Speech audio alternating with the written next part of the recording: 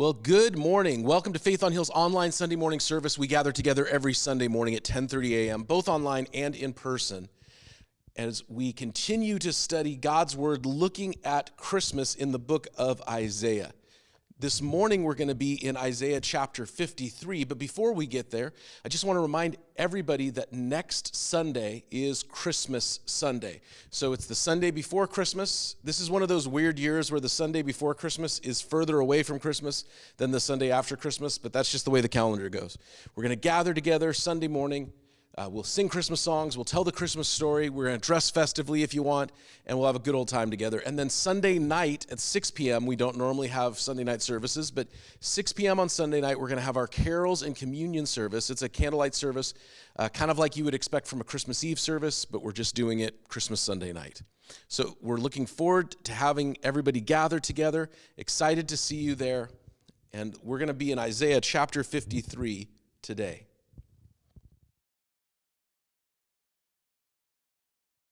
Isaiah chapter 53 says, "Who has believed our message, and to whom has the arm of the Lord been revealed? He grew up before us like a tender shoot, like a root out of the dry ground. He had no beauty or majesty to attract us to him, nothing in his appearance that we should desire him. He was despised and rejected by mankind, a man of suffering and familiar with pain, like one from whom the people hide their faces. He was despised, and we held him in low esteem. Surely he took our pain, he bore our suffering, yet we considered him punished by God, stricken and afflicted. He was pierced for our transgressions, he was crushed for our iniquity.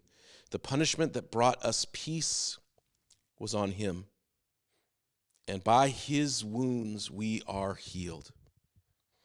We all, like sheep, have gone astray, each of us turning to our own way, and the Lord has laid on him the iniquity of us all. He was oppressed and afflicted, yet he did not open his mouth. Like a lamb led to slaughter, as a sheep before his shearers is silent, he did not open his mouth. By oppression and judgment he was taken away. Yet who of his generation protested? He was cut off from the land of the living. He was assigned a grave with the wicked and with the rich in his death. Though he had done no violence, nor was any deceit in his mouth. Yet it was the Lord's will to crush him and cause him to suffer, and through the Lord make his life an offering for sin.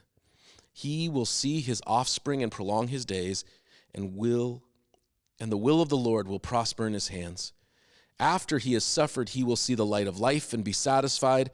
By his knowledge, my righteous servant will justify many and bear their iniquities. Therefore, I give him a portion among the great, and he will divide the spoils with the strong, because he poured out his life unto death, and was numbered with the transgressors, for he bore the sins of many, and made intercession for the transgressors." Now, maybe you're thinking, Adam, that is not a Christmas part of the Bible. You might be thinking, Adam, that's the kind of stuff we read on Good Friday. We read on Easter. What's this about? If you were with us last week, you know that I said that Christmas is all about Easter.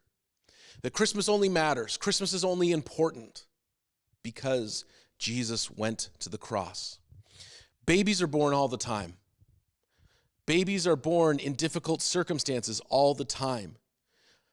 Things that seem miraculous happen if we pay attention. What does it matter?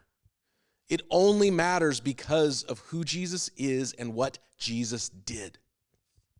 The fact that Jesus, born in Bethlehem, in that stable, then went and did the will of his Father, being obedient even to the point of death, that he was suffered and died for your sake and for my sake.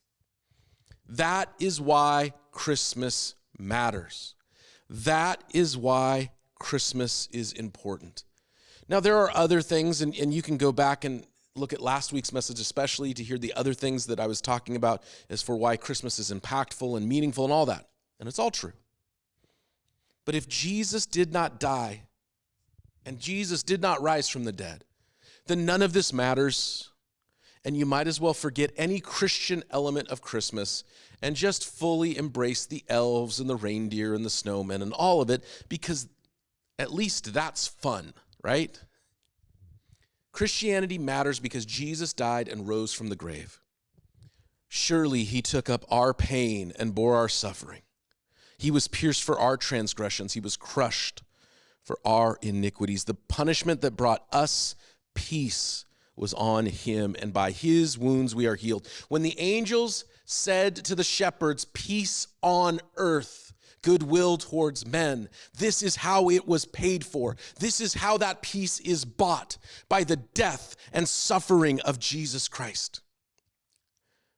There is evil in this world. You don't have to take a hard look to find it. There is evil in this world. We have seen that evil all over the news. We have seen that evil in our own lives, in the world that we live in. Every day, we see the results of the brokenness that the evil of people causes. You might say, Adam, that sounds negative. That sounds like a downer. That's a bummer. I'm already bummed out as it is. I don't need more of this. I'm just being honest. I'm an optimistic person. I believe that things can change. I believe that things can get better. I don't believe it's over until it's over and all of that stuff. I love comebacks. I love turnaround stories. We were driving home from Thanksgiving and we drove through Lakewood. It's a city just south of Tacoma.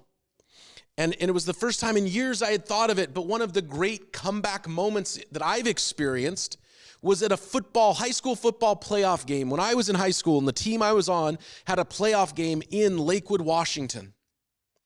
And we lost bad in the first half. We were terrible. They were killing us. It got so bad that after halftime, I swear, the cheerleaders stopped cheering. They just sat down and everybody thought it was over. And then some guys on the team started walking the sidelines. It's not over. It's not done. They signaled to some of their friends in the stands, and there were people, let's call them civilians, right? There were people who were just friends of people on the football team that just got up and started getting the crowd going. I've never seen something like this happen. The team had given up, the crowd had given up, and then something shifted in that third quarter, and we scored. And okay, we're only down by 20 or whatever it was. We were down by a lot. And we just kept going. And finally, in the last few minutes of the fourth quarter, we scored the winning touchdown, and we went on, and we got to go play in the Tacoma Dome in the state tournament. It was amazing. It's a really great moment in my memory. I love turnaround stories, comeback stories, people whose lives seemed totally lost and broken, relationships that seemed beyond repair, people that were just literally, we have somebody in our church who was literally going to die. They were making all of the preparations to die, and God spared their life, and they are still with us a decade later. It's amazing, and I love that. But you have to acknowledge the brokenness that we see. You don't have to look hard. Drive down 82nd, drive down McLaughlin. See the brokenness that is caused by human sin. And that's the easy stuff to spot. All through the neighborhoods that we live in, there are homes where children are abused or neglected, where spouses feel unloved, where families are broken apart because of sin. How many people, we know the statistics, how many people are victims of abuse in childhood? How many people feel betrayed and hurt and that their life has no meaning? We saw the statistics shoot through the roof during COVID of substance abuse and suicidal attempts.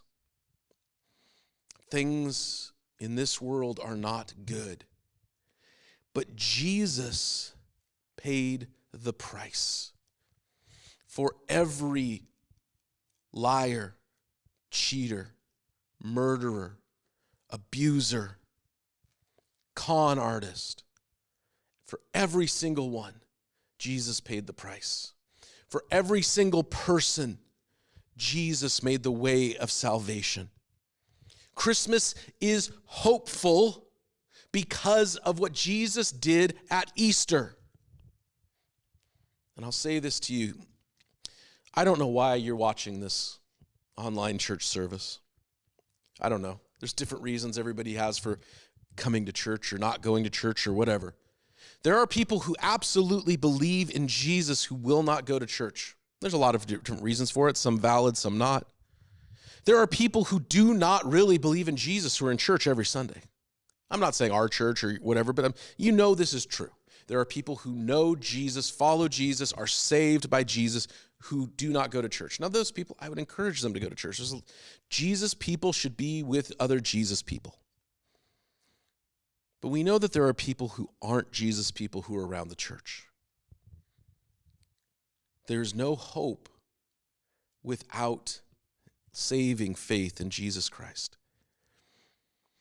There is no hope without him.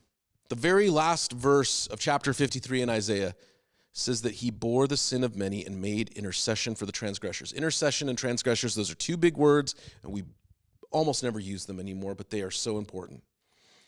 Intercession means to go on behalf for, to intercede. And of course, transgression or transgressors means those who have sinned, who have done wrong, who have broken the law. Jesus isn't here for the good people. Although good people often find that when they meet Jesus, they were never the good people they thought they were. Jesus is here for all of us who are broken and hurt. All of us who have been hurt and who are hurting people. All of us who need salvation. And Jesus has made the way. And he went and he is going before the Father on our behalf. I don't need a priest to hear my confession. You don't need a priest. I'm not a priest for you. I'm a pastor. I'm a shepherd of souls. That's my ministry. I teach the Bible. That's what I do. But we don't need a priest. We don't need somebody to go to God for us. Jesus, God the Son, goes to God the Father on our behalf. We have no need for any other priest but Jesus. He has taken the affliction, the bruising, the punishment, and it was placed on him. And we who are Christians live in his righteousness. We do not live in any righteousness that we have. We should not feel better or superior towards anyone else because we do not stand in our own righteousness. We stand in the righteousness of Jesus. He is better. We are not. This Christmas, we stand in peace and hope because of what Jesus has done, not because of what we have done. This Christmas, we look around our world and see hurt and pain and brokenness, and we proclaim that Jesus is the answer. This Christmas, wherever you are, the same work that Jesus did that saved my soul is available to you. Old, young, right, left, gay, straight, doesn't matter. The work, the power, the love of God is there for you. Jesus wants to go on your behalf to remove your transgressions just as he's removed mine. None of us are better than the other. All of us need Jesus. And that is the hope that we have this Christmas and every day.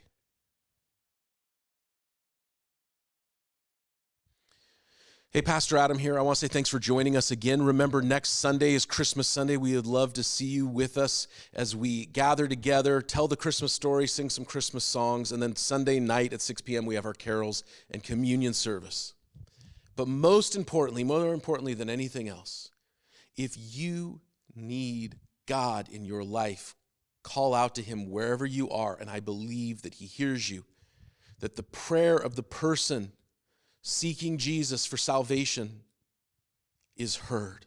And if that's you, where you are right now, ask Jesus to forgive you. Ask Jesus to take control of your life. Give your life to Jesus, and I believe he will save you completely. God bless you. And if you have any questions, if you just want to tell somebody, hey, I believe now, I want what you have, reach out. We're here every Sunday morning on Hill Road at 10:30 a.m. My email is adam@faithonhill.com. We'd love to hear from you. Let us know how we can pray for you. God bless you.